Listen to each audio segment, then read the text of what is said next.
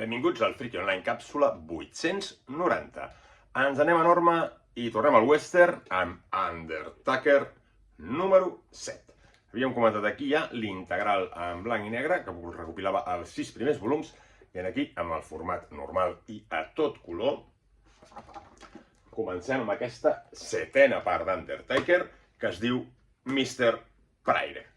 Mr. Pride, primer de dos, perquè això es queda amb un cliffhanger total. D'entrada, l'àlbum. Molt xulo la contra aquesta amb l'Undertaker i aquí el seu voltor i els títols publicats.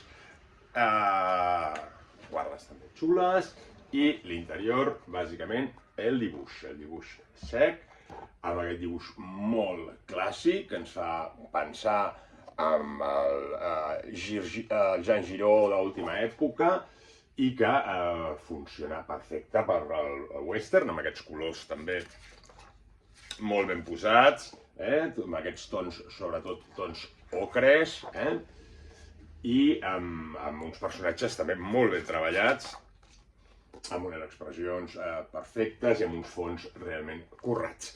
Què passa en aquest número 7 d'Undertaker?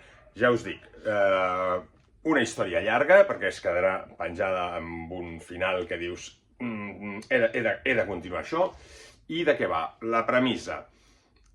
El nostre estimat enterrador està abocat a l'alcohol i a la deixadesa. Després dels últims episodis i dels seus trencament amorós, s'ha dedicat a fotre-li al mam. Però rep una carta per una demanda d'un enterrament d'un bebè no nat. I al mateix temps aquesta carta està firmat per Rose, en teoria, a la seva estimada, que ell està super enamorat i que ella va dir que pa otro lado mariposa. Doncs decideix agafar l'encàrrec.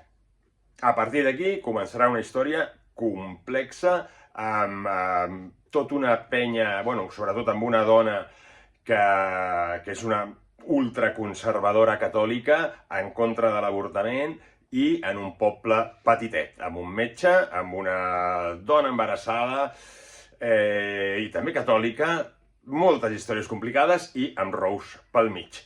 Tot això farà una història realment punyent, una història amb un cercle de personatges que hi ha moments que ens pot recordar a Solo ante el peligro o fins i tot a Rio Bravo, aquest tancament de poble, aquest cada vegada acorralament més dels nostres protagonistes, i amb aquesta història de doble fons on ens parla de moltes coses que al mateix temps de parlar-nos del llunyà oest, doncs també són molt, molt actuals, per desgràcia.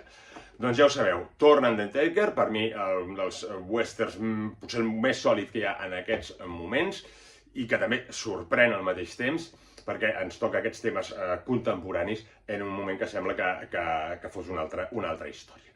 Doncs realment molt recomanable aquest Undertaker número 7 i això sí, ens quedem molt amb les ganes de la conclusió d'aquesta història. Salut i a llegir còmics!